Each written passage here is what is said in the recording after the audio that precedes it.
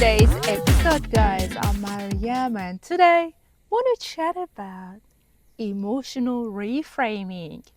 This is about changing our internal narratives about what happened to us in our childhood.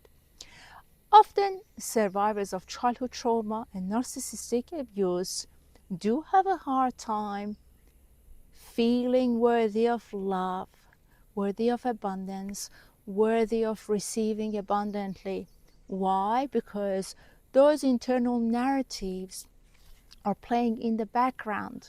They're not allowing us to realize who we truly are. So today, I want to talk about a handful of them to see what can we change in our narratives so we can change our state of being, and as a result, that change will lead to receiving abundantly, feeling loved, attracting healthy relationships. So the first one we want to talk about is childhood neglect.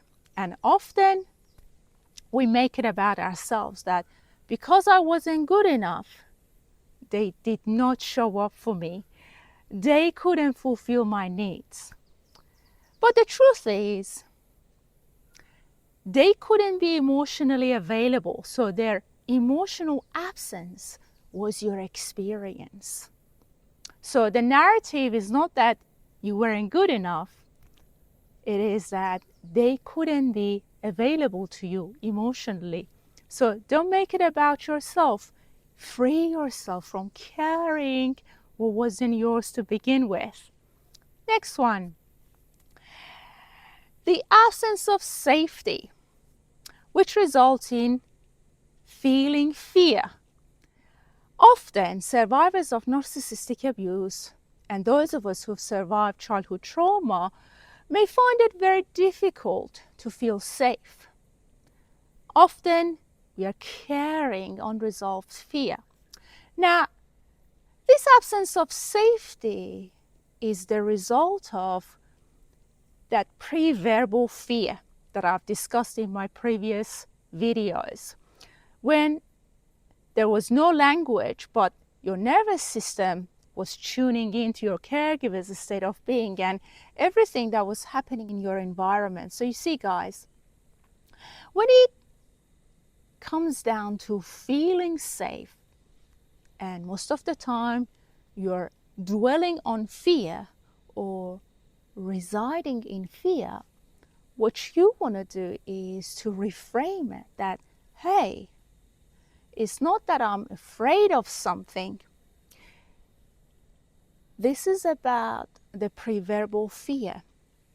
I was scanning my environment to make sure that I was safe. But because the caregiver was incapable of feeling steady, feeling stable, I ended up making it about myself. This is why I am living in fear. So that fear is literally your body sensing everything before your mind could articulate what was happening to you. But it was never about you. It was about the caregiver's inability to show up for you, to be perhaps a predictable caregiver or stable caregiver. So they couldn't. Perhaps they were chaotic. Next one is the experience of abandonment, and often it is very hard to deal with it because we think that we were left out, but the truth is they couldn't be there for you to co-regulate emotionally. So you see, it was never about you. It was about them not being capable of co-regulating with you, helping you to settle, helping you to feel safe, trying to make you feel grounded when you were feeling helpless or perhaps you were crying. So you see, you want to turn that abandonment into the absence of co-regulation. And last one is about shame. And this is one of the biggest ones that we deal with as part of the healing journey. And often people question this part of the journey of healing. And today, I want to tell you that you're not dramatic. You're only healing. So shame is not about you being dramatic, you being out of proportion, out of control. It is about you healing yourself.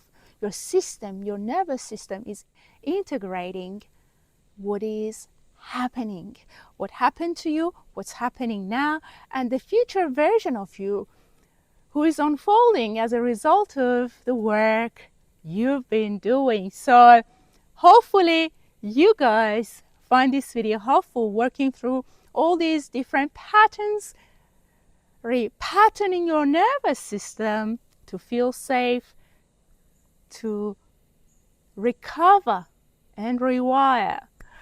All right, once again, if you guys are looking for one-on-one coaching sessions, make sure you reach out to me. My work is about subconscious mind reprogramming. It's about working through trauma, working through narcissistic abuse experience if you've gone through it. It is about working on your intimate relationship. If you're in no contact with an ex, I can help you navigate that. There's so much that I offer. Perhaps you can see it because of the videos that I keep uploading. We can work through your abundance blocks. We can work on your manifestations just to find your breakthrough from childhood trauma so you can attract what you truly desire in your life. So it is a multifaceted approach that I incorporate. Make sure you reach out. Make sure that you allow yourself to receive healing. Once again, if you guys find the content valuable and helpful, please shout me a copy. The link just popped up. I appreciate your generosity, kindness, and support. All right, you've got this. Keep shining your light. Look after your precious soul. Have a great day, and I'll talk to you soon.